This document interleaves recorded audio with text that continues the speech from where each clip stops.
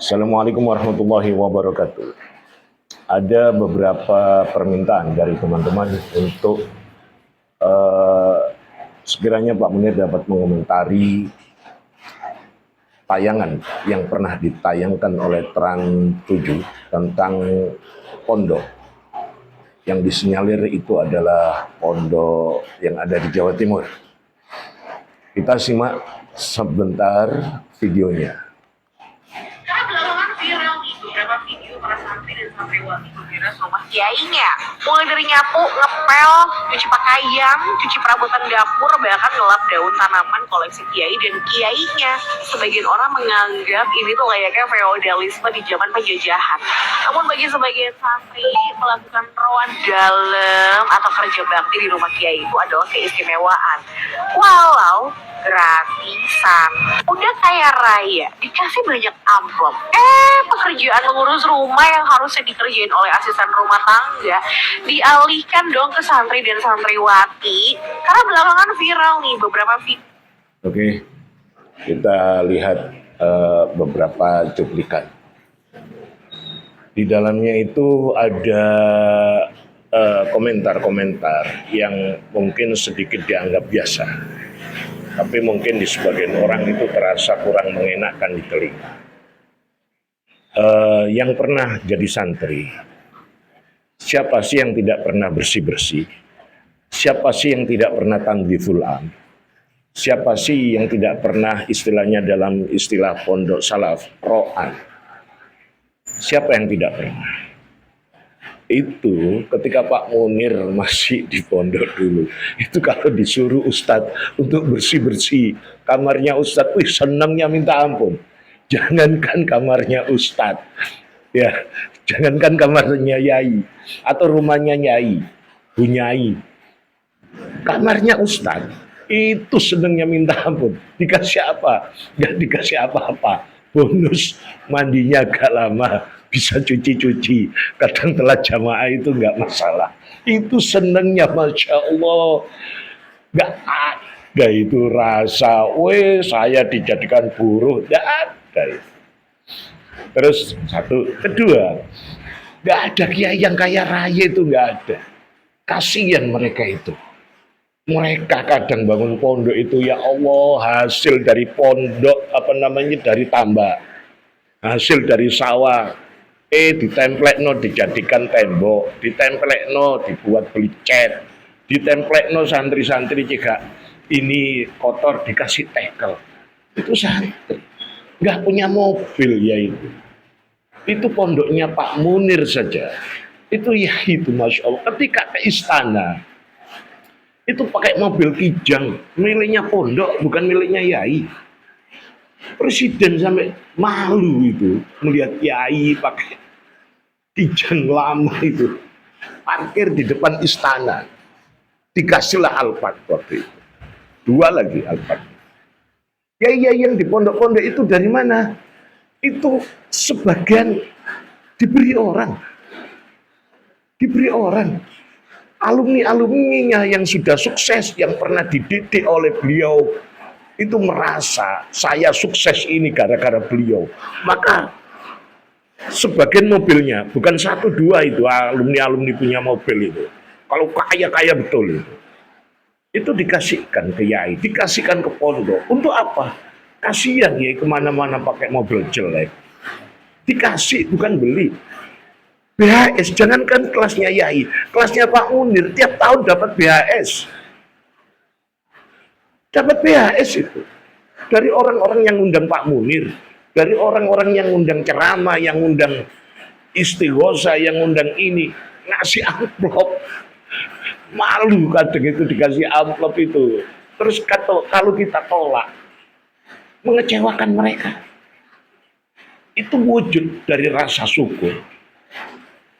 Yai yang dibilang miliarder kayak Yai siapa yang ada di Jawa Timur yang terkenal miliarder, hutangnya juga miliaran, Cak. Yai itu muter otak. Bagaimana santri ini biar nggak kelaparan di pondok? Sebagian memang bayar, lancar, tertib tiap bulan. Sebagian nyantol. Pernah jadi bagian dapur, ngurusi berapa orang Pak sampean dulu? 3.500. Gak sedikit itu bendaharanya. Itu kalau anak-anak sudah nyantol ketika itu nggak bayar, jangan ngomong puluhan, ratusan. Kadang hampir 1.000 itu yang nggak bayar itu. Gimana itu? Ngelunda. Menu harus 3 kali ganti. Dalam seminggu harus ada menu sekitar 20-24. Dan itu sudah paten. Bagaimana itu Kiai kalau ngurus pondok segitu banyaknya, muridnya, santrinya. Kita jadi pengurus saja ngeluh, Cak. 3 masalah ngesot-ngesot. Pak Munir juga nggak pernah Pak Munir dan nggak mau. Kalaupun ada, itu jangan disalahkan. Itu mereka memang benar-benar menghormati. Wong yainya duduk. Nek yainya nggak duduk, ya lapo ngesot. Nek yainya duduk di lantai yainya. Kita mau nyalami beliau, ya paling tidak ya jalan dengkul itu. Kita berdiri ya gak sopan. Tapi kalau yainya berdiri, nek ngesot itu salah. Cium tangan wajib.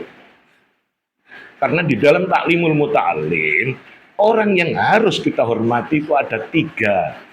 1, bapakmu, ibumu. 2, gurumu. Yang 3, mertuamu. Hormati 3-tiganya. Taruh di atas kepala. Taruh mereka di atas kepala. Derajatmu akan naik. Kalau kalian tidak menghormati salah satu di antara 3, mayan fash. Cari ini kok Mesir itu gue mayan fash. Kau nak manfaat apa yang telah kamu miliki, yang kamu peroleh dari beliau-beliau, dari ayahmu, dari ibumu, dari guru-gurumu, bahkan dari mertuamu. Anak wis kon keloni tapi moro tuamu kon ilok-ilok no, kon elek-elek no. Mayan fash. Maka pesan Pak Munir, tetap hormati Kiai. Jangan mengolok-ngolok Kiai. Pak Munir pernah waktu itu ke Kiai Maksum Arisalah Ponorogo. Pak Munir waktu itu dari liburan belum lulus tahun 97 kalau nggak salah, sampai tahun 2000 juga pernah. Itu Pak Munir nyalami nggak banyak. Itu pun merasa ya Allah, aku waktu itu aku kok gak iso nyalami akeh nang yaiku. Beliau meninggal waktu itu. Kalian tahu, Kiai Maksum baju yang dipakai 1 tahun, 2 tahun sama itu saja. Kaos dalam dicuci, dijemur kering, dipakai lagi. Itu Yai Maksum. Mobil nggak bisa nyetir, semuanya mobilnya pondok. Sepeda yang dipakai tahu, sepeda kebo, sepeda wedok sing batangannya begini itu loh. Pondoknya luar biasa berkembangnya. Alumni kedua, periode kedua. Ketika beliau meninggal, Pak Munir nggak bisa sowan ke sana. Masya Allah, Pak Munir menyesal. Kenapa saya begitu? Cek mediti ya aku itu. Waktu itu ketemu Yai Maksum nyalami, terus gak usah tak sebut lah, gak layak. Seandainya Pak Munir punya uang lebih, Pak Sangau ini 1 juta, 2 juta, gak rugi Cak. Itu guru kita, itu kiai kita. Apa yang kita dapatkan dari mereka itu melebihi emas. Apa yang dulu pernah beliau sampaikan itu melebihi apa yang sekarang kita dapatkan. Mudah-mudahan ini sebagai pencerahan. Maka yang di pondok tetap tawadhu, tetap taat kepada guru, kepada siapapun yang kalian temui. Lebih tua hormati, lebih banyak ilmunya hormati. Jangan percaya sama siapa saja kecuali kepada orang-orang yang kalian kenal. Nasab kalian sudah bagus, nasib kalian belum bagus. Berjuang. Tidak ada orang yang sukses dengan tidak melewati segala cobaan dan rintangan. Sukses selalu. Maju terus pondok. Hidup pondok. Assalamualaikum warahmatullahi wabarakatuh.